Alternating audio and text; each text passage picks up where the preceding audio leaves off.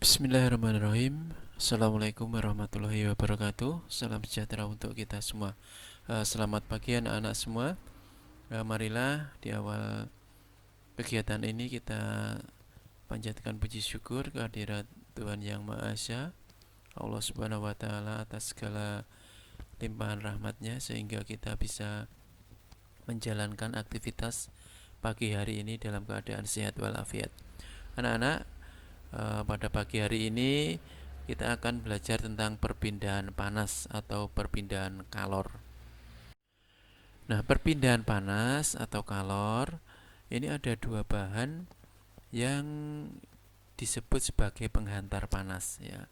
Ada namanya benda konduktor dan benda isolator. Benda konduktor ini adalah benda yang mudah atau cepat menghantarkan panas ya. Sedangkan isolator adalah benda yang sukar atau tidak bisa menghantarkan panas. Nah, contoh bahan konduktor atau bahan yang cepat menghantarkan panas yaitu misalnya logam, besi, baja, dan aluminium. Nah, dalam pemanfaatan kehidupan sehari-hari, benda konduktor ini biasa digunakan contohnya pada alat penggorengan ya, atau alat masak. Alat penggorengan ini terbuat dari baja dan aluminium. Nah, ini tujuannya apa? Agar terjadi perpindahan secara cepat di dalam alat penggorengan tersebut, sehingga minyak atau air yang dipanaskan ini bisa cepat panas. Terus contoh lagi ini pada setrika ya, setrika listrik ini juga benda konduktor ya. Mengapa setrika menggunakan benda konduktor ya? Karena setrika kan pemanfaatan utamanya adalah panasnya ya, agar cepat menghantarkan panas pada lapisan bawah setrika tersebut sehingga bisa melicinkan pakaian. Nah, ini ada beberapa contoh benda konduktor dalam kehidupan kita sehari-hari. Masih banyak contoh yang lain ya. Nah, benda isolator contohnya ini ya, benda yang sukar atau lambat menghantarkan panas. Ini ada plastik, kayu, ya, kaca ya. Contohnya ini digunakan pada pegangan alat masak. Ya, pegangan alat masak. Ini biasa terbuat dari kayu atau plastik. Tujuannya ketika dipegang alat tersebut ini tidak terasa panas pada tangan kita ya. Terus termos. Nah, ini ada tutup yang terbuat dari plastik ya. Tujuannya apa? Nah, tujuannya panas yang ada di dalam termos tersebut tetap terjaga, tidak cepat keluar uap panasnya, sehingga air di dalam termos ini bertahan panas lebih lama. Nah, sekarang kita pelajari tentang perpindahan panas atau perpindahan kalornya. Perpindahan panas ini ada tiga. Yang pertama konveksi, radiasi, dan konduksi ya. Pengertian dari konveksi ini adalah perpindahan panas yang terjadi melalui aliran zat disertai dengan perpindahan zat perantaranya. Konveksi ini biasa terjadi pada zat cair atau gas. Nah, contohnya ini gerakan naik turun air yang sedang mendidih ya. Jadi ketika kalian atau ibu kalian merebus air, perpindahan panas yang terjadi di dalam air tersebut namanya konveksi, yaitu aliran air yang panas. Air yang panas, yang mula-mula panas ini adalah air yang dekat dengan sumber panas atau sumber api. Nah, ketika sudah panas, air ini akan mengalir ke atas. Ya, digantikan dengan air yang suhunya lebih dingin. Nah, aliran inilah yang dinamakan konveksi. Ya, gitu ya. Nah, contoh selanjutnya ialah terjadinya angin darat dan angin laut. Nah, kalian perhatikan gambar ini adalah ilustrasi angin darat dan angin laut ya. Angin darat ini angin yang berembus dari darat ke laut. Ini terjadi pada malam hari. Maka angin darat ini biasa dimanfaatkan untuk oleh nelayan. Untuk apa? Untuk menangkap ikan. Nah, jadi nelayan itu biasa menangkap ikan pada waktu malam hari karena dia memanfaatkan angin darat ya. Nah, malam pergi mencari ikan. Nah, ketika siang hari ini terjadi angin laut, angin yang berembus dari laut ke darat. Nah, nelayan ini akan kembali memanfaatkan angin laut ini untuk kembali ke daratan. Iya, demikian. Nah, sekarang radiasi. Ya, radiasi ini adalah perpindahan panas dengan cara memancar.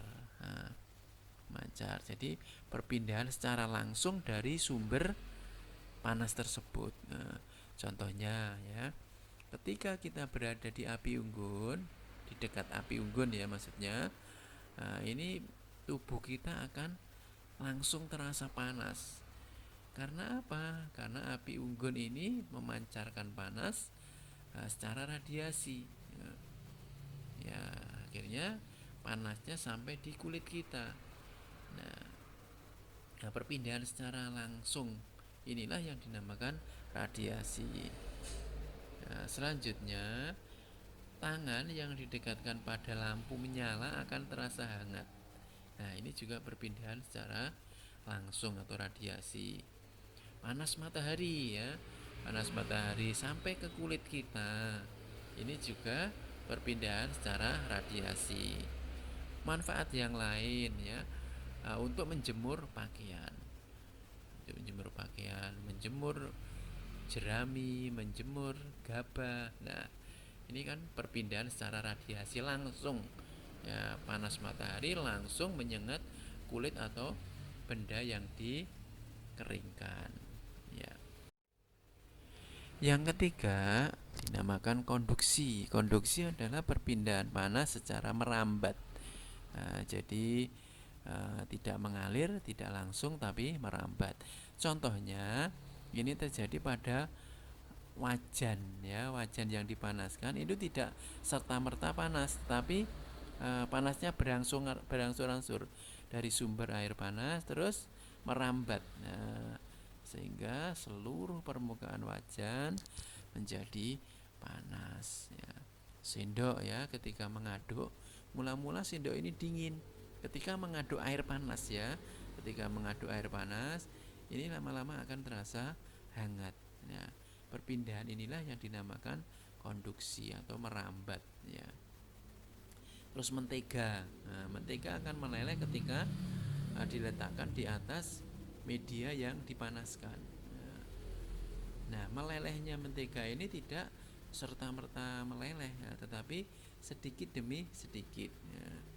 Dari mentega yang langsung menerima panas ya, ini akan meleleh sehingga akhirnya mentega itu meleleh keseluruhan ya.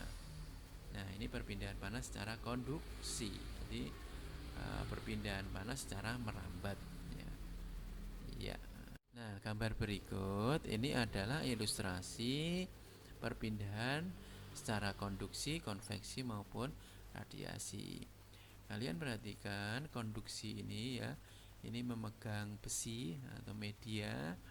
Ini didekatkan atau diletakkan di sumber air, sumber panas maksudnya.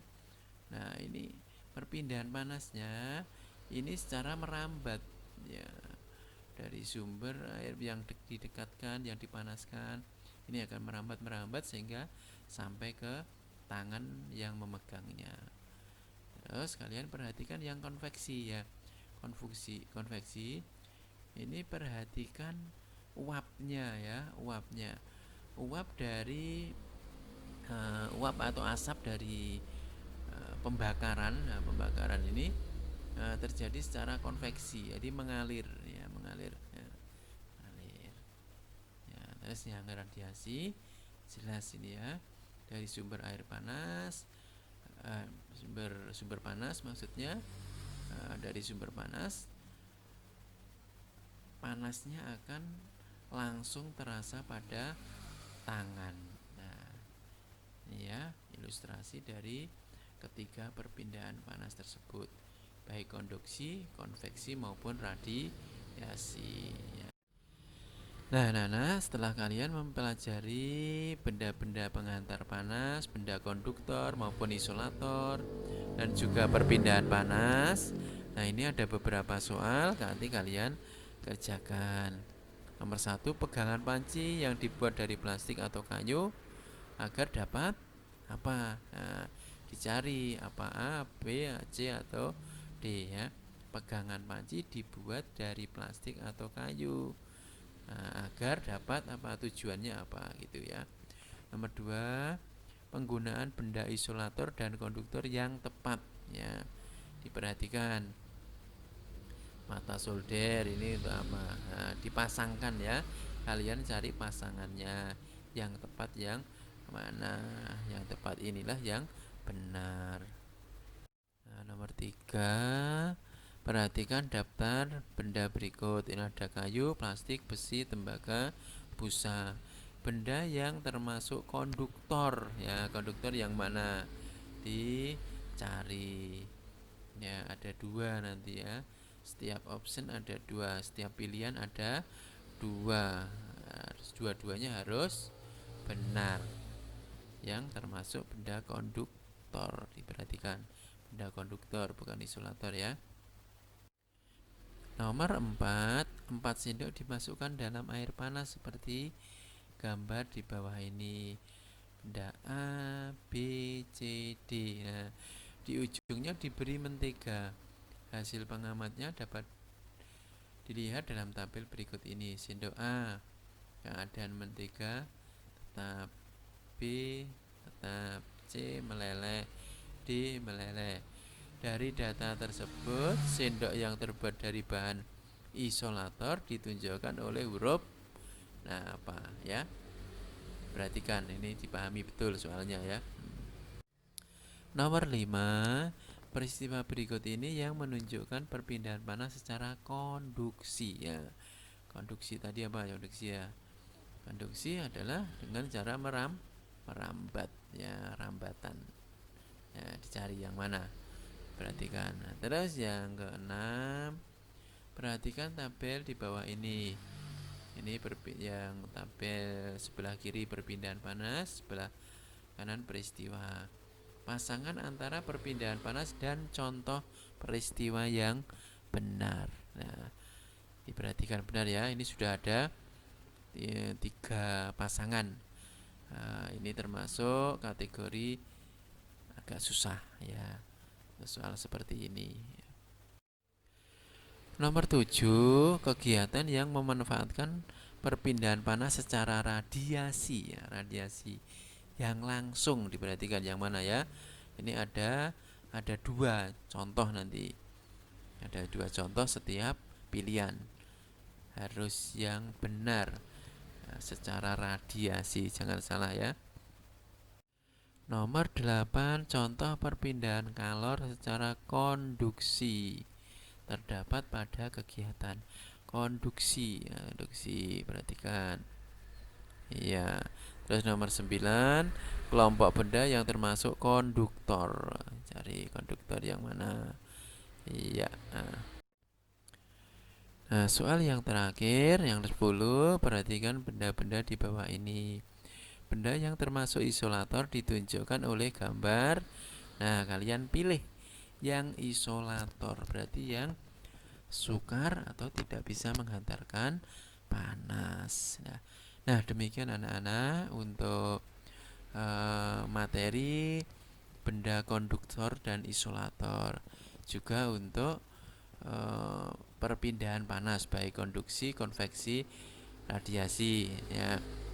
Nah, kalian nanti segera mengerjakan evaluasinya selesai dikirim ke Cawanti. Ya, jawabannya saja ya. Nomor 1 misalnya jawabannya A, ya tulis A, keterangannya apa ditulis. Demikian untuk materi pada pagi hari ini.